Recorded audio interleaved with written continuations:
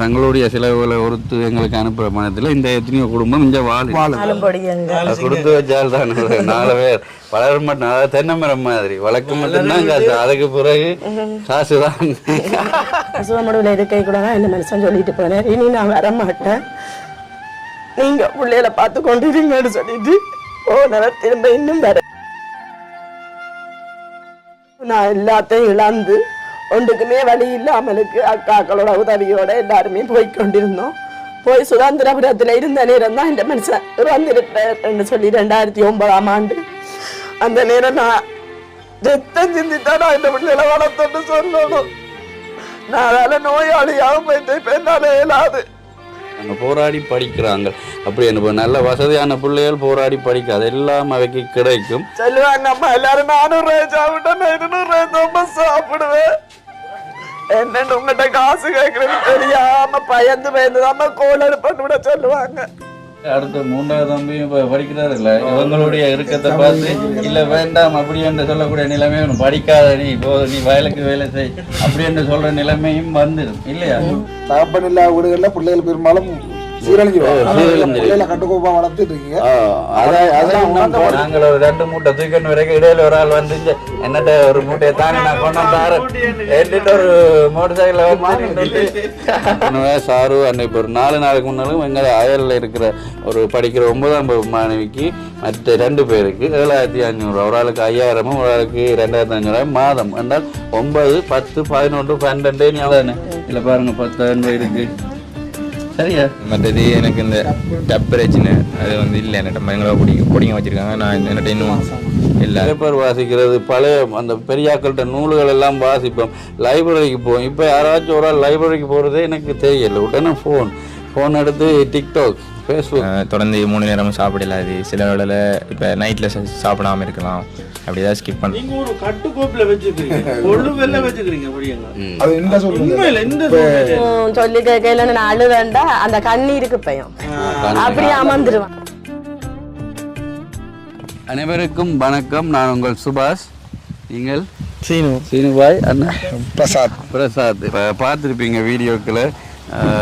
அவர் கால் பண்ணி கூப்பிட்டதால தான் நாங்கள் வந்து இப்போ ஒரு சிலரை சந்திக்கிறோம். இப்போ வந்ததுக்காக பல்கலைக்கழகத்தில் படிக்கிறதான ஒரு மாணவியை சந்தித்து அவங்களுக்குரிய தேவையான ஒரு சின்ன உதவி, அதாவது ஃபோன், அடுத்தது அவங்களுக்கான ஒரு 10,000 ரூபா பணமும் கொடுத்துட்டு வந்திருக்கிறோம்.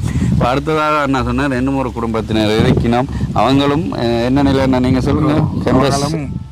பல்கலைக்கழகம் படிக்கிற 2 மாணவர்களும் படிக்கிறாங்க. பெண் தலைமத்துவம் உள்ள வீடு. தாய் தான் தகப்பன் இல்லை, அதாவது முன்னாள் போராளி. அந்த குடும்பத்துக்கு தாய் தான் உழைச்சி 4 படிகள் மொத்தம். அவங்க 2 பேர் கேம்பஸ். அவங்க படிப்புக்கிற ஒரு கட்டத்தில் கேட்கலாம். நான் தம்பியை தொடர்பு காட்சி இடத்துல தம்பி முதல் கட்டமாக இப்போ ஒரு ஆளுக்குரிய மாதாந்த கொடுப்பனை கொடுக்கறதுக்கு ஏற்பாடு செய்திருக்கிறேன். அதற்கு கட்டமாக அவங்களை சந்தித்து காய்க்கத்தான் வந்திருக்கிறோம். நீங்களும் பாருங்கள், மேற்கொண்டு உங்களை ஏழுமான உதவிகளை தம்பிக்கு செய்யுங்க. தம்பி கூட நிறைய கஷ்டப்பட்ட படிக்கிற பிள்ளைகளுக்கான உதவிகள் போய் சேரும் சேர்ந்து கொண்டு இருக்குது.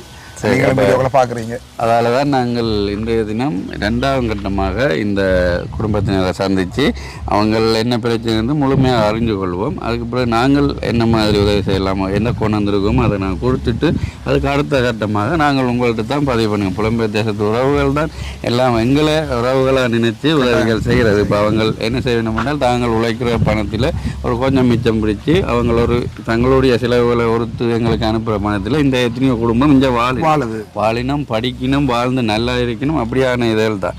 இப்போ அந்த வகையில் நாங்கள் உங்களுக்கு தெரியப்படுத்துவதால் ஒரு பிரயோசனம் என்ன, அவங்களுக்கு உதவிகள் கிடைக்க வாய்ப்புகள் இருக்குது.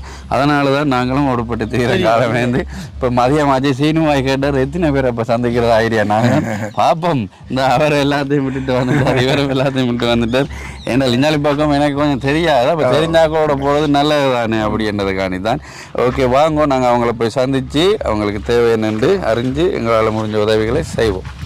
ஏன்னா பாருங்க, இந்த வயல்வெளிகள் பார்க்கவே கண்ணுக்கு ஒரு அவ்வளோ ஆசையாக இருக்குது. வயல்வெளி, இந்த கட்டுக்கரை குளம், ஆறு, இந்த வீடுகளையும் பாருங்கள் நல்லா அழகாக இருக்குது. இதில் ஒரு பெரிய மரம் ஒன்று தரிச்சு போயிடுச்சு. அது சீனுபாய் அந்த அண்ணா சொன்னதானே 2வது வீட்டுக்கும் வந்து சந்திச்சிருக்கிறோம். இந்த அம்மா தான். அம்மா வணக்கம். வணக்கம். வணக்கம். சொல்லுங்க அம்மா, நீங்கள் எப்படி இருக்கிறீங்க? சுகமாக இருக்கிறீங்களோ? இருக்கிறீங்க பிரச்சனை இல்லை. வளவுகள் இதில் பார்க்க ஆசையா இருக்கு. இந்த இடத்துக்கு நீட்டாகவும் வச்சுக்கிங்க. அதோட இந்த வாசல்ல போனோடனே கண் அப்படியே பச்சை பசையில் என்னன்னு இருக்குது இடம். சரியாம்மா, உங்களோட பேர் என்ன? என் பேர் சியாமலா. சியாமலா. எத்தனை பிள்ளைகள்? எனக்கு 4 பிள்ளைகள். மூத்தாள் ஏஎல் படிச்சுட்டு திரும்ப படிக்க நிதி பிரச்சனையால நிற்கிறார். மற்ற 2ஆவது மகன் யூனிவர்சிட்டி, 3ஆவது ஆளும் யூனிவர்சிட்டி, 4 ஆள் இந்த முறை ஏஎல் எக்ஸாம் எழுதிட்டு இருக்கிறேன். 4 ஆம்பளை பிள்ளை, 4 பொடியங்க. கொடுத்து வச்சால் தான் 4 பேர் வளர மாட்டோம். அதாவது தென்னை மரம் மாதிரி வளர்க்க மட்டும்தான் காசு, அதுக்கு பிறகு காசு தான். சரி, பிரச்சனை இல்லை. இப்போ மூத்தாள் என்ன ஏஎல் படிக்க மிச்சம் படிக்கல, நீங்கள் ஏஎல் படிச்சுட்டு? மூத்தாள் ஏஎல் படிச்சுட்டு திரும்ப 2 பாஸ் தான் வந்தது. திரும்பி எடுக்க இல்லாம போயிட்டு தம்பி ஆக்கள் படிக்க வலிக்கிட அவர் சொல்லிட்டேன். அப்ப எனக்கு நான் ஒரு ஆள் தானே உழைக்கணும், எந்த வருமானத்துல தான் எல்லாரையும் பார்க்கணும். அதோட தம்பி ஆக்கள் படிக்கட்டும், நான் நிக்க போறேன்டா அவர் நின்றுட்டேன். ஒன்றுமில்ல, ஒரு வேலை வெட்டியும் இல்லை, ஒன்றும் இல்லை, சும்மா தான் இருக்கிறேன். வேலை ஒன்றும் பழகலை. வேலை எல்லாத்துக்கும் நிதி பிரச்சனை, பிரச்சனை. வேலை எங்களுக்கு சொந்த காணி இல்ல, சும்மா குத்தகைக்கு 1 ஏக்கர் 2 ஏக்கர் காணி செய்யறீங்களோ? 1 ஏக்கர் காணி செய்யறோம். செய்யறோம் குத்தகைக்கு எடுத்து. மற்றது 2ஆவது ஆள் மேக்ஸ் படிச்சு திருவண்ணாமலை ஈஸ்டர்ன் யூனிவர்சிட்டியில இருக்கிறார். 3ஆவது ஆள் பயோ எடுத்து வெட்டினரி டாக்டர் கிடைச்சு இப்போ போன மாதம் 26ஆம் தேதி தான் அவர் கேம்பஸுக்கு போயிருக்கிறேன். எவ்வளோ நாளா இந்த 2 பேருக்கும் படிப்பு இருக்குது? 2ஆவது ஆளுக்கு எவ்வளவு? 2 வருஷம் இருக்கு. என்ன பேர் அவருக்கு? John Bosco road. என்ன எவ்வளவு காலம் படிக்கிறது? இன்னும் 2 வருஷம் கிடக்கு. இவர் இப்ப ஜோன் டிலாசால் ரோச் போன மாசம் 26ஆம் தேதி இருக்கு. அவருக்கு 5.5 வருஷம் இருக்கு. அவருக்கு 5.5 வருஷம். இவருக்கு தான் 5.5 வருஷம். அவருக்கு 2 வருஷம் கிடக்கு. மேக்ஸ் படிச்சு திருவண்ணாமலையில படிக்கிற ஆளுக்கு. பயோ படிச்சு வெட்டனரி கிடைச்சாலும் எல்லாரும் படிச்சு இருக்கணும். சில பேர் அதுல இந்த 2ஆவது மகன் தான் கஷ்டப்பட்டு இப்படி உதவி திட்டங்கள் எடுத்து கஷ்டப்பட்டு படிச்சதால என் மகன் திருவண்ணாமலையில இருந்து சும்மா இருக்கையில 4 பிள்ளைகளுக்கு சும்மா மேக்ஸ் கிளாஸ் ஆன்லைன்ல சொல்லி கொடுத்து கொண்டு இருக்கிறேன். தான் படிச்ச கல்வியை எல்லாரும் நல்லா மேக்ஸ் படிப்பிப்பார். கேம்பஸ் கிடைக்க முன்னே எக்ஸாம் எழுதிட்டு வீட்டை இருக்கைக்குள்ள வட்டக்கண்டல் ஸ்கூலில் 15 பிள்ளைகள் எங்கட வீட்டை வந்து மேக்ஸ் படித்தது இலவசமா படிச்சு 15 பிள்ளைகளும் திராம சித்தி சிக்கு மேலே எடுத்து எல்லாருமே பாஸ் பண்ணி ஏஎல் படிச்சு எக்ஸாம் எழுதி இருக்கிறாங்க. அதுல இந்த மகன் ஒரு ஆள் தம்பியாரும் சி எடுத்திருக்கிறேன். அவர்கிட்ட தான் மேக்ஸ் படிச்சேன். சரி, நாங்க ஒரு இருந்து கதைப்போம்மா. கதை இருக்குதாங்க தம்பி. நாங்கள் இவரையும் இவர்கிட்ட அண்ணாவையும் தான் சந்திக்க வந்தாங்க. அண்ணா அங்கே போயிட்டாரு. அவர் ப்ரோக்ராம் நடக்குது. நான் கொஞ்சம் இருந்து அவங்களுடைய நிலைமை முந்தி எப்படி இருந்தாங்க, என்னம்மா என் அப்பாவும் மாவீரர் என்று சொல்லியிருக்கணும். அப்போ நாங்கள் என்ன மாதிரி இதை கொண்டு நடத்தினோம். இவ்வளவு 4 பேர் படிக்கிறேன்னால் ஒரு ஆள் படிப்பு விட்டுட்டார். 3 பேர் பெரிய படிக்கிறேன்னால் நிறைய செலவாகும். இங்கே நாங்கள் நேசரி 2ஆம் வகுப்பு 5ஆம் வகுப்பு பிள்ளைகளை கொண்டு நடத்துறதே பெரிய பிரச்சனை. அதை கொண்டு வா இதை கொண்டு வான்னு எவ்வளவு செலவாகும். அப்போ அவர்களுக்குரிய இவ்வளவு தேவைகளும் எப்படி இவர்கள் அதை சமாளித்து பூர்த்தி செய்து படிக்கணும் அப்படி என்றெல்லாம் அறிஞ்சு கொள்ளலாம். வாங்கோ இருந்து கதைக்கலாம். என்னம்மா இப்போ என்னென்றால் உங்களுடைய நிலை அதை பற்றி கொஞ்சம் எங்களுக்கு சொல்லணும். இப்போ நீங்கள் 4 பிள்ளைகள் ஓகே, எங்களுக்கே தெரியுது ஒரு கொஞ்ச காலம் தான். அது வந்தோன்னு சொன்ன மாதிரி தென்னை மரத்தை நாட்டுற மாதிரி தான். கொஞ்ச நாள் கஷ்டப்பட்டோன்னா அவங்க 4 பேரும் உங்களை வச்சு பார்ப்பிடும். இப்போ இதே 4 பொம்பளை பிள்ளைகள்னா கொஞ்சம் கஷ்டம். வேண்டாம், சீதன பிரச்சனைலாம் இருக்கு. படித்த ஆம்பளை பிள்ளைகள் தான் சீதனமும் பிரச்சனை நிறைய. ஒரு பேசி முடிக்கிறேன்றால் இல்லை, பொதுவாக நடக்கிறதா கதைக்கிறேன். அப்போ 4 பொம்பளை பிள்ளைகள் என்றால் அவள் படித்து அவள் தங்களுக்குன்றதை சேமித்து தாங்கள் திருமணம் முடிக்கிற அடுத்து அப்படித்தானே வாழ்க்கை. ஆனால் உங்களுக்கு அந்த பகுதியில் பிரச்சனை இல்லை. என்னாலும் ஆரம்ப என்னம்மா எங்கே இருந்து நீங்கள் உங்களோட சொந்த ஊர் அதையில பற்றி கொஞ்சம் சொல்லுவீங்களா? எந்த சொந்த இடம் பரப்பாங்கண்டார். என் மனுஷன் சொந்த இடம் பள்ளிமீன். அவரை நான் ஏஎல் படிக்கிற காலத்துல அவர் இயக்கத்தரா வேலை செய்து கொண்டு இருந்தேன். அப்ப அங்க வந்த நேரம் தான் நான் அவரை சந்திச்சு லவ் பண்ணித்தான் திருமணம் செய்தேனா. செய்து 97ஆம் ஆண்டு அவரை செய்தேனா. செய்து எனக்கு பிள்ளைகள் எல்லாம் கிடைச்சு கடவுளேன்னு நல்லா இருந்தோம். பிரச்சனை இல்லை. கஷ்டம்டா என்னன்னு தெரியாத மாதிரி என்னை வச்சிருந்தேன். நல்லா இருந்தோம். அதுக்கு பிறகு 2007ஆம் ஆண்டு யுத்தத்தில் கடைசி யுத்தம் அது. அதில் நாங்கள் இடம்பெயர்ந்து ஒவ்வொரு இடமா போய்கொண்டிருந்தோம். இடுப்ப கடவை, முழங்காவில் அப்படி போய் கடைசியாக கல்மடுவில் இருந்து விசுவமடுவுக்கு போயிருந்தோம். விசுவமடுவில் இருக்கை கூட தான் இந்த மனுஷன் சொல்லிட்டு போனேன், இனி நான் வரமாட்டேன், நீங்கள் பிள்ளைகளை பார்த்து கொண்டிருங்கன்னு சொல்லிட்டு போனவர் திரும்ப இன்னும் வர இல்லை, இன்று வரைக்கும் என்ன வந்து சந்திக்க இல்லை. அதுக்கப்புறம் நானும் என் சகோதரம், அக்கா, மூத்தக்கா, சின்னக்கா எல்லாருமே இப்போ சின்ன பிள்ளையர். எனக்கு மூத்தவா 9 வயசு, 2வது மகனுக்கு 6 வயசு, 3வதுக்கு 4, அடுத்த ஆளுக்கு 2 வயசு. அந்த நேரம் நான் எல்லாத்தையும் இழந்து ஒன்றுக்குமே வழி இல்லாமலுக்கு அக்காக்களோட உதவியோட எல்லாருமே போய்கொண்டிருந்தோம்.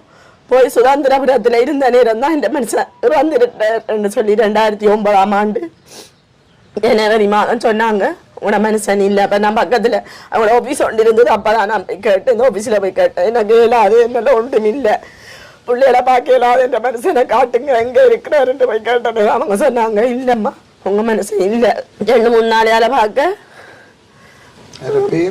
சுதாகர். அப்போ பார்க்க ஒரு பொடின்னு சொல்லி ஒரு பெட்டியை கொண்டாந்துட்டு திறக்கையிலான்னு சொல்லி கொண்டாந்து ஒரு 2 மணித்தியாலம் வச்சுட்டு தூக்கிட்டு போயிட்டாங்க.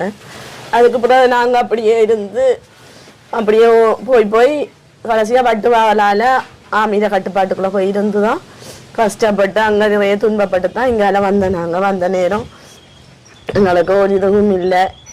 இப்படியே இருந்து கஷ்டப்பட்டு உழைச்சி தான் நான் இந்த பிள்ளைகளை பார்த்து பிள்ளைகளை படிக்க வச்சு அந்த நிலைமையில சொல்ல போனா எனக்கு சொல்ற அளவுக்கு எனக்கு தைரியம் இல்லை. நான் அந்த அளவுக்கு கஷ்டப்பட்டேன். அந்த நிலைமை நான் சொல்லிக்கிறேன். இப்ப நான் நல்லா இருக்கிற ஒரு அளவு பரவாயில்லை. என்ன மூத்த உள்ள எனக்கு கை கொடுக்குறேன் சில உதவிகள்ல. அந்த நேரம் நான் ரத்தம் சிந்தித்தான் நான் இந்த பிள்ளைகளை வளர்த்தோன்னு சொல்லணும். நான் அதனால நோயாளியாகவும் போயிட்டு இப்ப என்னால இயலாது. என்னால இப்ப ஒரு கிலோ பாரம் கூட என்னால தூக்க இல்லாம தான் நான் சீவிச்சு கொண்டிருக்கிறேன். அவ்வளவுக்கு இல்லாம போயிட்டு அவ்வளவு கஷ்டப்பட்டு நான் வளர்த்து இந்த பிள்ளைகளை ஆளாக்கணும்னு நினைச்சு எனக்கு கடவுள் துணை தந்து அதே நேரத்துல இந்த 4 பிள்ளைகளும் இன்று வரைக்கும் நல்ல பிள்ளைகள். நான் கண்ணீர் விட்டேன்னா அவங்க அசைய மாட்டாங்க. சொல்லு கேட்டு கீர்ன கோடு தாண்டாத முறைக்கு அம்மாண்டா தெய்வம் மாதிரி நினைச்சு எனக்கு ஒத்துழைப்பு தந்து என்னோட இன்று வரைக்கும் நல்லா இருக்கிறாங்க.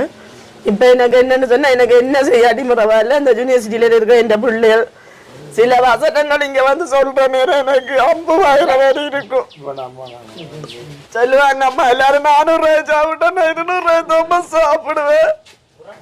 என்னன்னு உங்கள்கிட்ட காசு கேட்கறது தெரியாம பயந்து கோளறு பண்ணி விட சொல்லுவாங்க. அந்த நேரம் நான் காட்டிக்கொள்ள மாட்டேன். நான் பேசாம என் வாட்டிக்கு இருந்துருவேன். ஒரு கதையும் கதைக்க மாட்டேன். அப்படி நிறைய பிரச்சனைகளை இந்த பிள்ளைகளை எதிர்நோக்கி கொண்டிருக்கிறாங்க. எல்லா பிள்ளைகளும் இப்படி என்ன வாழுறாங்க, இப்படி என்ன இருக்கிறாங்க. நான் அதுக்கு ஒரு காலம் வரும், நமக்கு பரவாயில்லை, சரி தியாகம் செய்யுதான் சில இதுகளை நாங்கள் அடையணும்னு சொல்லுவாங்க. இப்போ தெரியுண்ணா, இப்போ தானே எங்கள் படித்து கேம்பஸ் படிக்கிற அன்னைக்கில் நாங்கள் இடம்பெயர்ந்து மேல்கூட்டி நம்பருக்கு அவங்க சின்ன பிள்ளைகளை தான் 14 வருஷம் முடியுது, 15 வருஷம் ஆகுது. இப்போ மூத்த வரைக்கும் சின்ன வயசு 9 வயசுல இன்னும் வரைக்கும் மிச்ச பேரையும் எப்படி அவங்க தனியோரால் அவங்களுக்கு சப்போர்ட் இல்லை, பெரும் கஷ்டப்பட்டு தான் இந்த இடத்துல இவ்வளவு நாளும் இவங்களை வளர்த்துருப்பாங்களா அது தெரியுது. அதை விட இப்போ இந்த எங்கள் அண்ணா காண்பிக்கிறார்கள் எல்லாரும் ஒரு கடும் தேவையில் இருக்கிறார்கள் தான். இப்போ வசதியாக இருந்து அவங்களுக்கு ஒரு அதாவது நாங்கள் கொடுப்பன செய்யணும்னா அது செய்ய மாட்டோம், அவர்களே காட்டவும் மாட்டேன். மேலே சொன்னவன் 2 தம்பியாக்கள் படிக்கணும், அவங்கள் அதான் என்னென்னு சொல்கிறது, தாங்கள் அவ்வளோ கஷ்டப்பட்டு படித்து அடுத்த கட்டத்துக்கு போகணுமென்று இருக்கிறாங்க. அதை போராடி வாழ்கிறாங்க, போராடி படிக்கிறாங்க. அப்படி என்ன நல்ல வசதியான பிள்ளைகள் போராடி படிக்க அது எல்லாம் அவைக்கு கிடைக்கும்.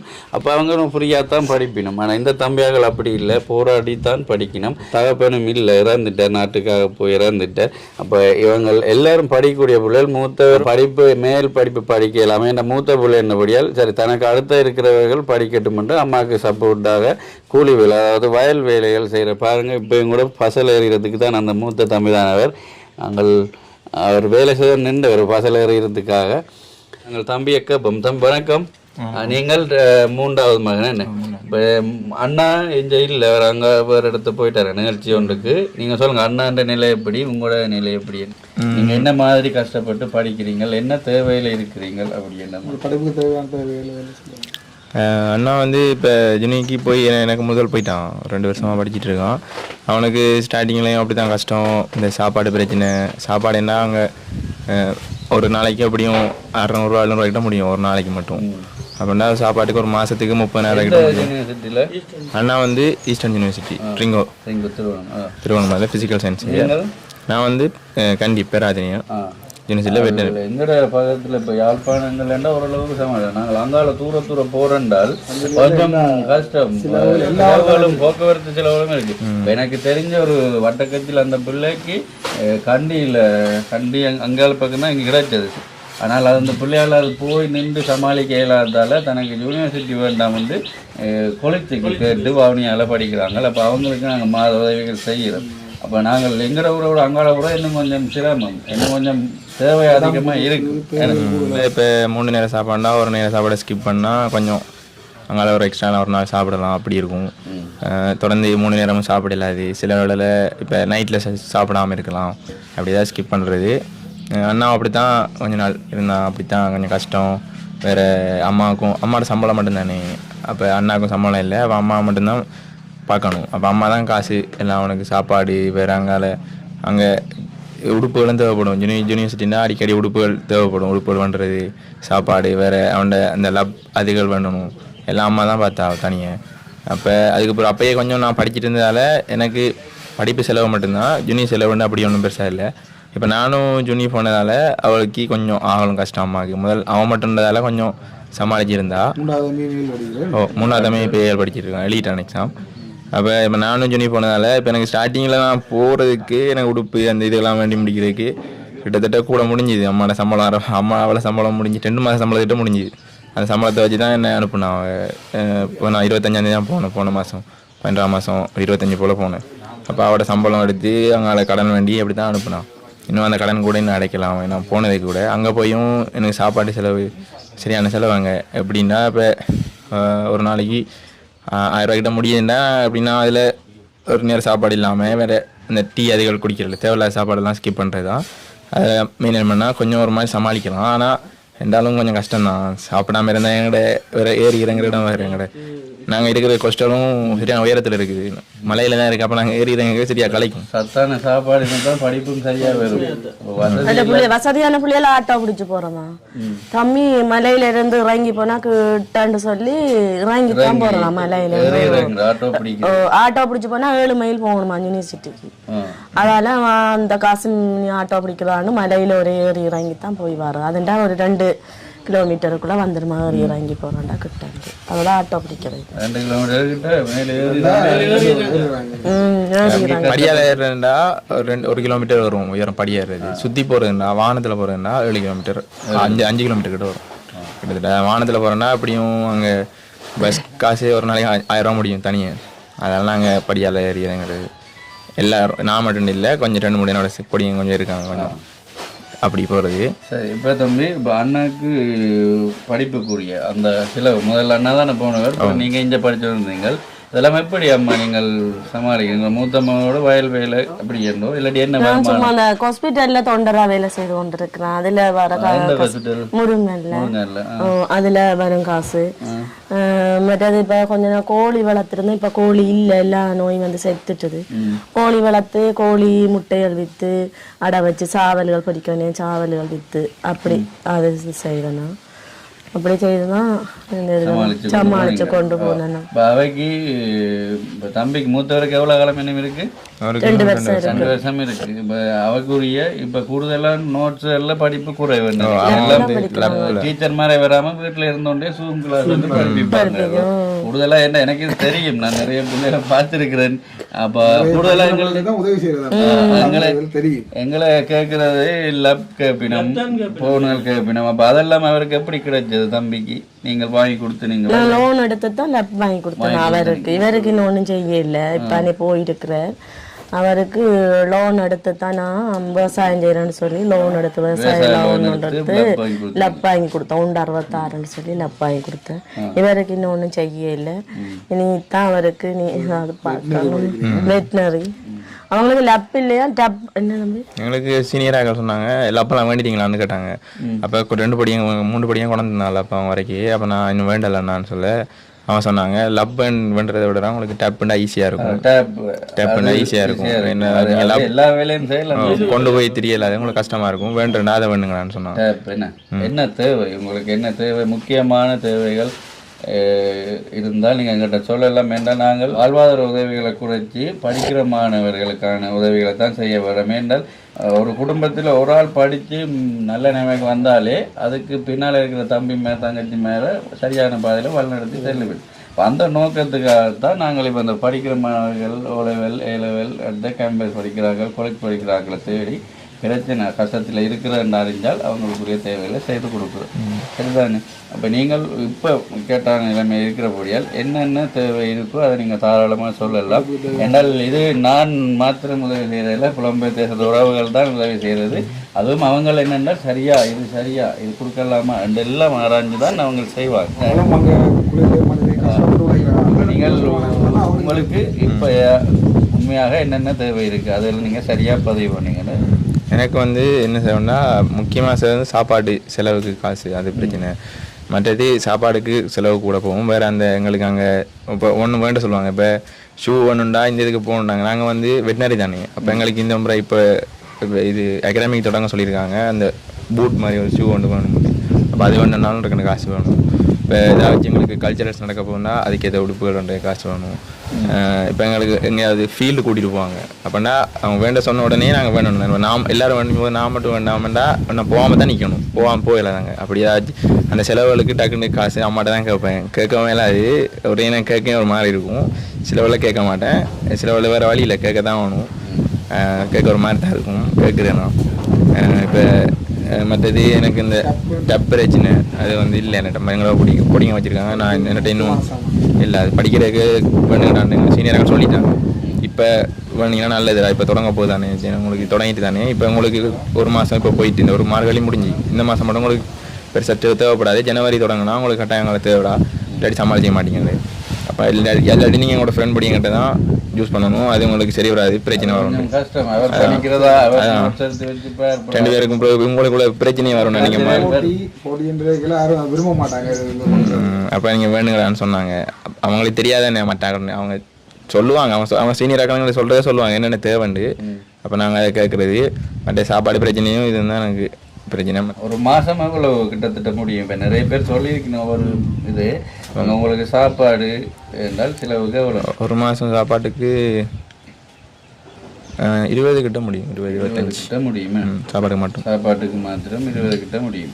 ரூம் இருக்குது, எங்களுக்கு இப்போ ஃபர்ஸ்ட் இயர் எங்களுக்கு தருவாங்க ஹாஸ்டல், செகண்ட் இயர் ஹாஸ்டல்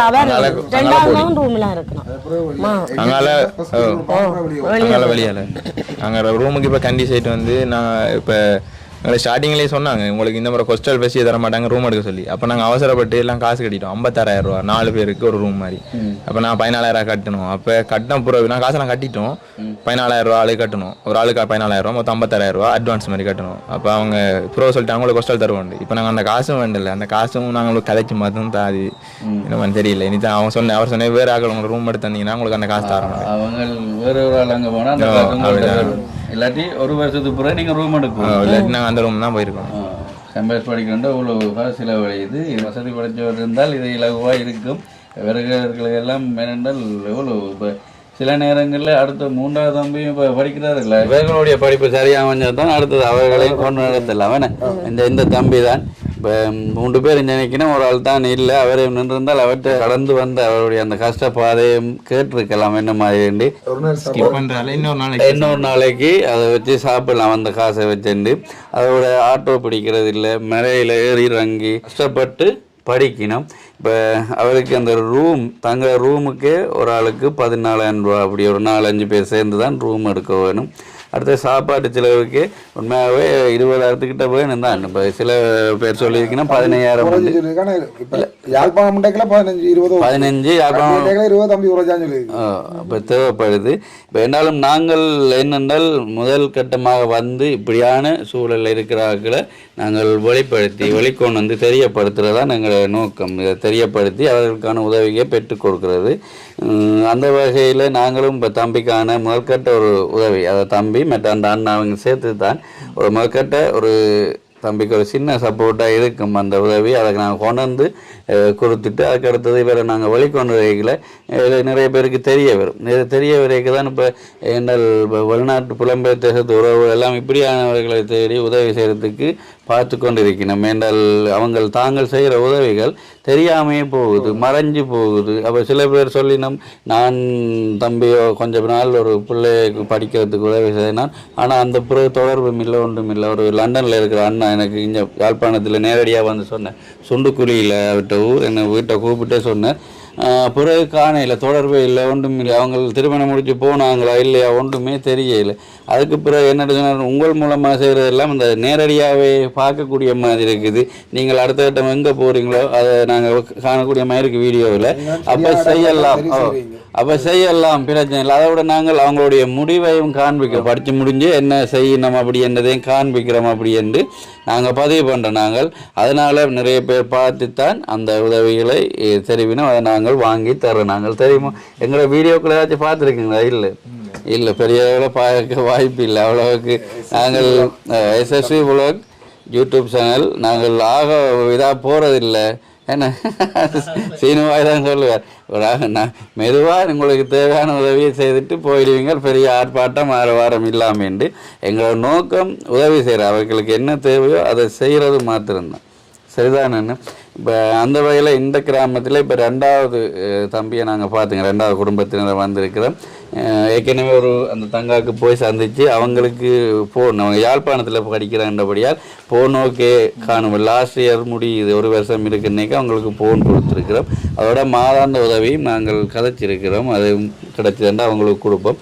அதே வகையில் தம்பிக்கு இப்போ நாங்கள் என்றால் மாதம் எனக்கு ஒரு லண்டனில் இருக்கிற அண்ணாவோட கால் பண்ணி சொல்லியிருந்தார், மாதம் நான் ஒரு பிள்ளைக்கு படிக்கிறதுக்கான பணத்தை தர்றேன் மாதாந்தம் அப்படி என்று. நான் இவ்வளோ நேரம் ஃபோனை தேடிக்கொண்டு வந்து இங்கே பார்த்துப்பீங்க.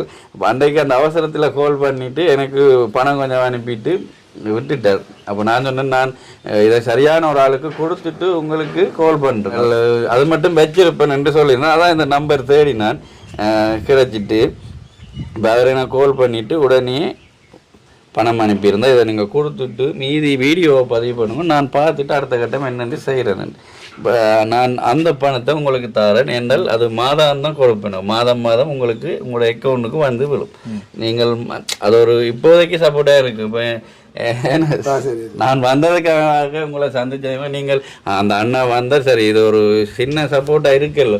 அப்போ ஒரு ஆள் உங்களை ஒரு சப்போர்ட், இன்னும் ஒரு ஆள் சப்போர்ட் பண்ணிங்க, அப்படி 2-3 பேர் சப்போர்ட் பண்ணிக்க உங்களோட தேவை பூர்த்தி ஆகும். ஏன்னா பூர்த்தி ஆகிட்டால் உங்களோட படிப்பு முடிஞ்சு நீங்கள் வந்து இந்த ஊரில் படிக்கிறதுக்கு கஷ்டமான ஆகளுக்கு நீங்கள் செய்யலாம். நீங்கள் பிறகு இப்போ அம்மா சொன்னால் தான் உங்களோட அண்ணா ஃப்ரீயாக படிப்பிக்கிற ஒரு 3-4 பேருக்கு. அப்போ அப்படி ஒரு நல்ல குணம் இருக்கு. நீங்கள் வளர்ந்தாலும் இதை விட மாட்டீங்கன்னு எங்களுக்கு நம்பிக்கை இருந்தேன்னா இந்த பிள்ளைகள் படிச்சு நல்ல நிலைக்கு வந்தா நான் கஷ்டப்பட்ட பிள்ளைகளுக்கு கல்வி கற்றுக் கொடுக்கறதுக்கு நான் சொல்லிக்கொண்டே இருப்பேன். ஏன்னா நீங்க அப்படித்தான் படிச்சீங்க, அதனால நீங்க உங்களுக்கு இருக்கிற கல்வியை ஏதோ இல்லாத பிள்ளைகளும் சொல்லி கொடுங்கன்னு நான் விட மாட்டேன். நாங்க நல்லா இருந்தாலும் ஹெல்ப் பண்ணுவோம். எல்லாரும் நாங்க ஹெல்ப் பண்ணுவோம். எனக்கு அந்த மனசு இருக்கு. நான் அப்படி கஷ்டப்பட்டேன்னா தகப்பன் இல்லா வீடுகள்ல பிள்ளைகள் பெரும்பாலும் சீரழிஞ்சிடும். பிள்ளைகளை கட்டுக்கோப்பா வளர்த்துட்டு இருக்கீங்க, பாராட்டக்கூடிய ஒரு விஷயம் அது. கட்டாயம் மங்களுக்கான நீங்க ஒன்றும் செய்ய போறோம் இல்ல, சமுதாயத்துக்கு எப்படி செய்யறோமோ அதை நீங்கள் சமுதாயத்துக்கு அது பாட்டும் போதும். நிலைமைக்கு வந்து வசதி வாய்ப்பு கடவுள் பிள்ளைகளுக்கு கொடுக்குமா பிள்ளைகளுக்கு நான் தான் சொல்றேன். நீங்க நல்லா இருந்தா பிள்ளைகளுக்கு நீங்க உதவி செய்யுங்க. தம்மின்ற ஒரு யாழ்ப்பாணம் அந்த சேவையை சரியானது போகணும்ன்றக்காக அந்நாடுல வட்டக்கண்டல இங்க வந்து நிற்கிறேன். அங்கே கூட படிக்கிற பிள்ளைகள் இருக்கு. நான் அதை தெரிவு செய்யதான் கொடுக்கணும். அப்ப இந்த அவங்களுடைய உதவி இங்க போகுதுன்னேக்கா வீடியோவை பார்த்து கூட அவங்க சந்தோஷப்படுவாங்களே. இவர் கொண்டு போய் இந்த சுபாஷ் என்றால் கொண்டு இந்த தம்பி கொடுத்துருக்க உண்மையான அழகு சேர்த்திருக்காரு மாதிரி வேண்டி பக்கத்துல கொடுத்து போட்டு வீடியோ போட்டு அப்படின்னு போட்டுடலாம் பிரயோசமான தேடி வந்து செய்யறது. அதுக்கு அவரை பாராட்டணும். அதே மாதிரி அவரை மாதிரி இந்த சேவை நீங்கள் நல்லா இருக்கும் நினைக்கிறேன். அந்த அவ்வளவு பிரச்சனை இருக்கும் பாருங்க. அதே மாதிரி தம்பியாக்கள் உணர்ந்து உங்களால சமாளிக்கிறதுக்கு உங்களோட ஊர்ல சரி வெளியூர்ல சரி உங்க இது நான் இப்ப என்ன சொன்னா இது விதைகள் தான் விதைக்கிறது. நீங்கள் எங்களுக்கு திருப்பி செய்யணுமோ இல்லாட்டி அவர் செய்யற அந்த வெளிநாட்டில் இருக்கிற அண்ணாக்கு செய்யணும் ஒன்றுமே தேவையில்லை. நீங்க வேற ஆளுக்கு கொடுத்தா சரி, அப்படியே பாஸ் ஆகி வளப்படுத்திட்டீங்கன்னா சரி. சரிதானே? உண்மையாகவே சந்தோஷம். இந்த இடத்து வந்து நாங்கள் இந்த தம்பியை சந்தித்து அவருடைய பிரச்சனைகளில் ஒரு சிறிதளவான பிரச்சனையை நாங்கள் எடுத்துக்கொண்டு அதை தீர்த்து வச்சதுக்காக இப்போ தம்பி உங்களுக்கு என்றால் மாதாந்தம் 10,000 ரூபா உங்களுக்கு நான் முதல் கொடுப்பனவாக தர்றேன், சரிதானே? அதுக்கு பிறகு நான் இந்த வீடியோ பதிவு பண்ணுறேன், அண்ணா பார்ப்பார். அவர் பார்த்துட்டு என்ன சொல்கிறார், இப்போ உங்களுக்கு நீங்கள் அந்த தேவைன்றிருக்கிறீங்கள், மற்றது 10,000 போதாது தான் என்னால் மற்ற உங்களோட அண்ணாவும் படிக்கிறார் அன்னைக்கில் மேலதிக கொடுப்பன என்னென்று நாங்கள் எங்களுக்கு கிடைக்கும் போது அதை செய்வோம். இப்போ முதற்கட்டம் 10,000 என்கிட்ட கிடைச்சது உங்களுக்கு தரும் சந்தோஷம். உங்களுக்கு இல்லை இது ஒரு சின்ன சப்போர்ட், பிரச்சனை இல்லை. உங்களுக்கு படிப்பு முடியும் மட்டும் அது கிடைக்கும். அந்த இவ்வளவு நாளும் அது இல்லையே அம்மாண்ட இதுல தானே பாருங்க. மூத்தம்மா அவரும் வயல் விதைச்ச நீ வெட்டி அதை கொண்டே கொடுத்தா அப்புறம் அதுல ஒரு அமௌண்ட் வரும், அதுல உங்களுக்கு பிரிச்சு அவ தந்துடுவான். கொஞ்சம் நல்ல அதான் குத்தகை காசையும் கொடுத்து வீட்டுல ஒரு 4 பேக் அப்படி செய்யற இந்த நேரத்துல இந்த உதவி உங்களுக்கு ஓகே தானே? பிரச்சனை இல்லை. எப்படி உணர்றீங்க சொல்லுங்க? பெரிய உதவியா இருக்கும். இது பெரிய உதவியா இருக்கும். புலம்பெயர் உறவுகளுக்கு நன்றி சொல்லுவோம். அவங்க அங்க உழைச்சி தாங்க தங்களோட குடும்பம் இல்லாம எங்கட சமுதாயம் அவங்களோட சமுதாயத்துக்கு இன்னும் செய்யணும் செய்யறாங்க. இப்ப நாங்கள் அவங்களை நெருக்கடிச்சு கேட்கவுமே இல்லை. ஏன்னால் அவங்களும் எங்களை மாதிரிதான் காலையில வேலைக்கு போய் உழைச்சாங்க. ஏன் கஷ்டம் தானே. குடும்பங்கள் இருக்கு. இப்ப இந்த லண்டன்ல இருக்கிற அண்ணா நந்தா அண்ணா தான் அவங்கள்ட்ட நான் கேட்கவே இல்லை. எனக்கு ஒரு இப்போ நான் கேட்குறேன்டா எப்படி ஏற்கனவே நான் ஒரு தம்பியை பதிவு பண்ணிட்டு கேட்கலாம், இவருக்கு மாதாந்தம் தேவை. நான் இன்னும் ஏற்கனவே பதிவு பண்ணாங்களுக்கு மாதாந்தம் கிடைச்சி கொண்டிருக்கு. இப்போ நான் கேட்கவே இல்லை. நான் அவராக எனக்கு ஃபோன் பண்ணி தம்பி நான் மாதம் தன்னுடைய பணத்திலிருந்து கொடுக்க போகிறேன், எனக்கு ஒரு படிக்கிற மாணவனாராக இருந்தால் எனக்கு காண்பிங்க என்று சொல்லிட்டு இந்த முதலாவது இப்போ எனக்கு ஒரு 10,000 ரூபா தான் அனுப்பியிருக்கேன். செக் பண்ணி என் அக்கௌண்ட்டுக்கு வருதான்னு. சரியா? அவருக்கு அந்த ரெக்கார்டையும் பார்ப்போம். ஓகே அப்போ சுபாஷ் அந்த 10,000 படிக்கிற பிள்ளைகள் இனிமேல் இல்லைன்னு கஷ்டப்பட்டு படிக்கிற பிள்ளைகளுக்கு கொடுத்து விடுங்க. உங்களுக்கு ஏழுமானண்டா இப்போ சொல்லி போட்டு இருக்க எனக்கு இன்ஃபார்ம் பண்ணுங்க, இப்போ கொடுக்குறேன். ஓகே நன்றி அப்பன். சரி இதை படிக்கிற 10,000 அந்த மாதாந்த உதவி ஒவ்வொரு மாதமும் 15ஆம் தேதிக்கு கொடுக்குற மாதிரி அரேஞ்ச் பண்ணுங்க. ஏன்னா அப்பதான் எனக்கு காசு அனுப்பக்கூடியதா இருக்கும். நான் ஒரு மாற்றத்தினால தான் நம்ம இங்க நான் எனக்கு வேற உதவித்தொகையில இருந்துதான் மிச்சம் முடிச்சு உங்களுக்கு செய்யணும். அப்ப 15க்கு 15 அவைக்கு கிடைக்கிற மாதிரி ஒழுங்கு வருத்துமா? ஓகே நன்றி. எப்ப இருந்தா அடியுமா இல்லாட்டி எனக்கு மெசேஜ் போடும். ஓகே சரியா? இவ்வளவும் இது நானா அவர்கிட்ட கேட்கவே இல்லை, அவராகத்தான் எனக்கு ஃபோன் பண்ணி இப்படி மாதம் நான் கொடுக்க போகிறேன் அப்படி என்று எனக்கு சொல்லியிருந்தார். உண்மையாக கேட்க சந்தோஷமாக இருந்தது. அதோட நாங்களும் கொஞ்சம் பிஸியால் ஓகே வந்துட்டுது, நான் சரியான நாளை தெரிவு செய்துட்டு உங்களுக்கு காண்பிக்கிறேன்னு சொல்லிட்டு விட்டுட்டேன். இப்போ தான் தம்பியை காண்பிக்கிறேன், சரிதானே? இப்போ அண்ணா பாருங்க, உங்களுக்கு முன்னாலே நான் அவர்கிட்ட நிலைமையை உங்களுக்கு பதிவு பண்ணி உங்களோட 10,000 ரூபா பணம் இவர்கிட்ட நாங்கள் கொடுக்க போகிறோம்.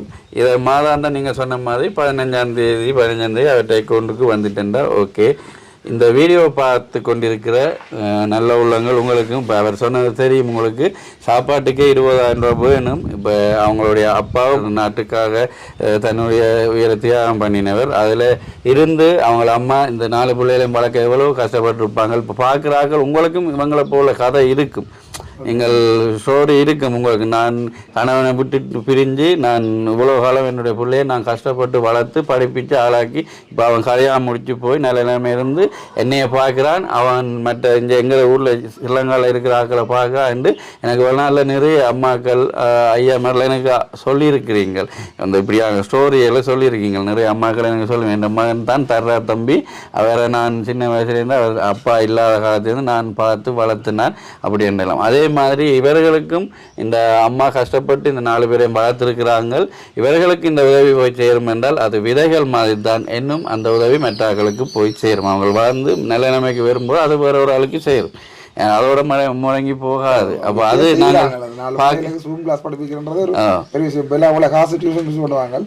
அவங்க இப்பயே செய்து காட்டுறாங்க அந்த சமுதாயத்துக்கு சிறந்த ஆக்கல்ன்றது. உங்களோட பணமும் சரியான ஒரு இடத்துக்கு போய் சேருது. அந்த அண்ணா உங்களுக்கு மிகப்பெரிய நன்றியை தெரிவித்துக் கொள்றோம் நாங்கள். உண்மையாகவே அவர் கேட்டதுக்கு அடுத்த கட்டம் நீங்கள் பார்க்குற நல்ல உள்ளங்கள் அவர் கேட்டதா டேப் என்ன அதை எடுக்கிறதுக்கான அந்த உதவியும். மற்றது மாதம் நீங்கள் அடுத்த இவருடைய அண்ணாவும் படிக்கிறபடியால் அவங்களுக்கு மாதாந்தம் இன்னும் ஒரு சிறு தொகை உங்களால் கொடுக்க முடிஞ்சால் தாராளமாக கொடுக்கலாம். அவங்களோட படிப்பு முடிச்சுட்டு அது வேறு ஆளுக்கு பிரயோசனமாக ஆகி சரிதானே? சந்தோஷம். இப்போ இந்த லண்டனில் இருக்கிற நந்தா அண்ணாக்கு என்ன சொல்ல போகிறீங்க? அவருக்காக இந்த முதல் கொடுப்பனோ 10,000. இப்போ அவர் பார்த்துட்டு அடுத்தது என்ன சொல்கிறாரோ அதன்படி நான் செய்வேன். சரிதானே? நான் அவருக்கு நான் பெரிய நன்றி ஒன்று சொல்லுவேன். என்ன கஷ்டத்துக்கு அவருக்கு உதவி வந்து பெரிய உதவியாக இருக்கும் எனக்கு. அவர் நன்றி அவருக்கு. நன்றி. அம்மா என்ன சொல்ல போறீங்க? உங்களோட பாரத்தில் இருந்து ஒரு கொஞ்சத்தை அவர் சுமக்கிறார் இல்லையா? இப்ப நாங்கள் ஒரு 2 மூட்டை தூக்கணும் வரைக்கும் இடையில ஒரு ஆள் வந்து என்னட்ட ஒரு மூட்டையை தாங்க நான் கொண்டு தாரேன் என்கிட்ட ஒரு மோட்டர் சைக்கிள் வந்து அவர் அப்போ வந்து இன்னொன்று அதை வாங்கினா அப்பா கொஞ்சம் இன்னும் கொஞ்சம் பாதை இருக்கே. அப்போ அந்த பாரத்தை கொஞ்சம் அவர் எடுத்திருக்கிறார். நான் கொண்டு வந்து தாரேன் அது மட்டும் உண்டு. என்ன சொல்ல போறீங்கள்? எனக்கு இந்த உதவி கிடைக்கிறதுக்கு ஹெல்ப் பண்ண பிரசாத் தம்பிக்கு நான் மிக நன்றி சொல்றேன்.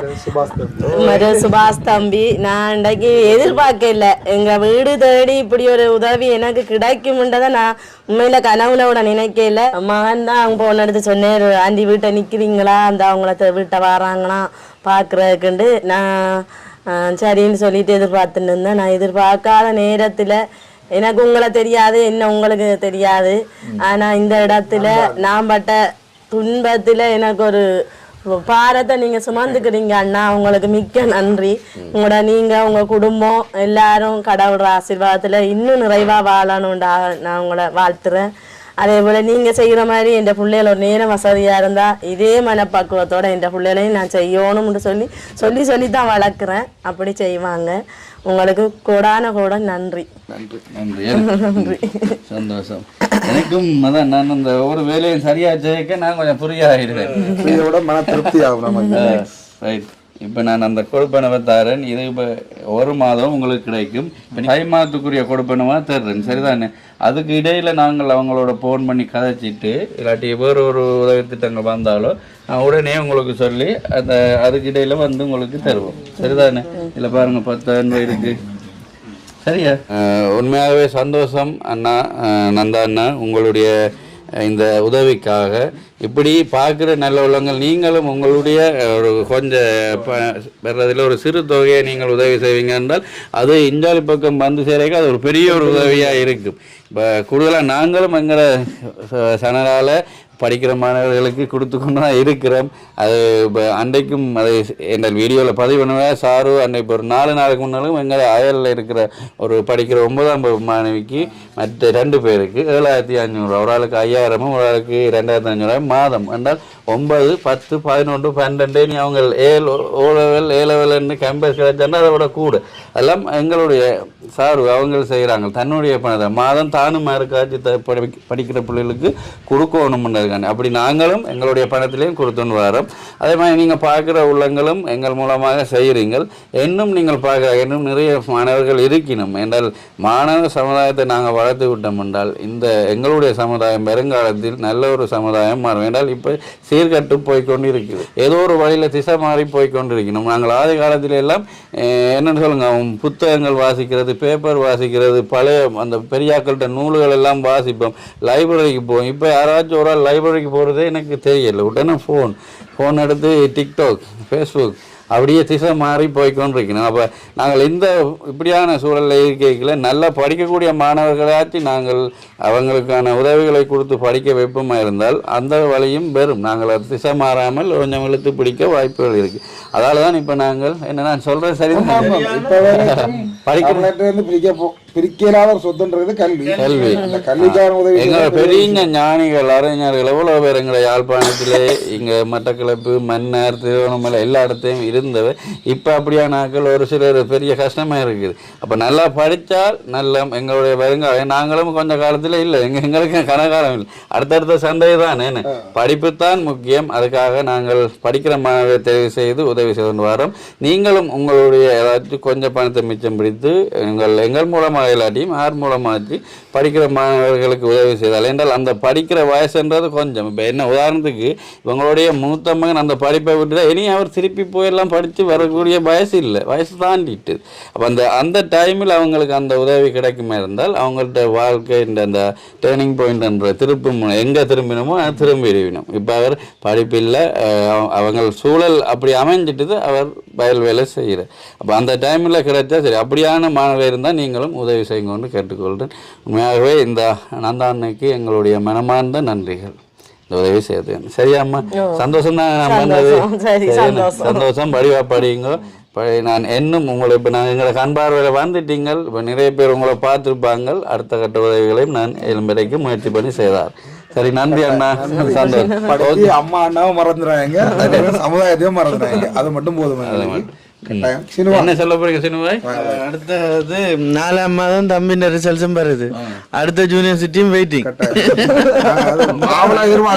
கேட்க மாட்டேன். அம்மா நல்லா படிச்சவா போல இருக்கு. அம்மா என்ன படிப்பு ஃபுல்லா படிக்கணும் தானே, பிள்ளைகளும் நல்லா படிக்கணும் படிச்சுட்டாங்க. பெரிய விஷயம் பாராட்டணும். நீங்க ஒரு கட்டுக்கோப்புல வச்சுக்கிறீங்க, கொள்ளு வெள்ள வச்சுக்கிறீங்க. படியங்க அது இந்த சூழ்நிலையில இந்த சூழ்நிலையில 4 பேரும் அம்மாண்டா பயம். அப்படி எதுவும் சொல்லி கேட்கலன்னு நான் அழுதண்டா அந்த கண்ணீருக்கு பயம். அப்படி அமர்ந்துருவாங்க. கூடுதலா அடிக்கு பயப்படுற பிள்ளைகளை விட தாய் தகப்பன் அந்த நிலைமையை உணர்ந்து அவங்கள்ட்ட அந்த ஃபீலிங் கண்ணீர் தான். அதுக்கு பயப்படுறவங்க தான் வருங்காலத்துல அளவழிக்கிட்டேன்டா சரி சரி நான் ஒண்ணு செய்யலன்னு அமர்ந்துருவாங்க. அடிக்கு பயப்படுறாங்க. நல்ல பிள்ளைகளை தந்துக்கிறேன், நல்ல பிள்ளைகளை தந்துக்கிறேன். அவங்க வலிக்கு மட்டும் தானே வலிக்காட்டி முந்தி நாங்களும் சின்னாக்கள் தானே ஸ்கூல்ல போய் ஒரு அடி வாங்க 2வது கொடுத்துருவேன். அடிக்க பிறகு பயமில்லை தானே. போனோடனே காயணுன்னா ஒரு அடி பிறம்பால. சரி, நாங்கள் எவ்வளவு புல செய்யலாம். அடிக்க பயப்படுற பிள்ளைகளை இல்லாமல் அன்புக்கு பயப்படுற பிள்ளைகளாக இருந்தால் மாதிரிதான் அவங்க அந்த உணர்வுகளை புரிந்து கொண்டு வருங்காலத்தில் நல்லபடியாக வரலாம். உண்மையாகவே சந்தோஷம் அம்மா. நன்றி. நல்ல பிள்ளைகளை படித்ததுக்கு நல்லா படியுங்கோ. சரிதானே? ஓகே, சந்தோஷம். போயிட்டு வரேன்டா. ஓகே, நன்றி. இந்த வீடியோ பற்றின கருத்துக்களை நீங்கள் கமெண்ட் பண்ணுங்கள். இப்படியான நாங்கள் படிக்கிற மாணவர்களுக்கான சேவைகளை செய்து வர்றோம். இதை பார்க்குற நீங்கள் நல்ல உள்ளங்களும் இதுக்கு சப்போர்ட் தந்து படிக்கிற மாணவர்களுக்கு உதவி செய்தால் நல்லதாக அமையும். நல்ல கருத்துக்களை பதிவிடுங்கள். ஓகே, நன்றி. இன்னும் ஒரு வீடியோ சந்திக்கிறேன். நன்றி.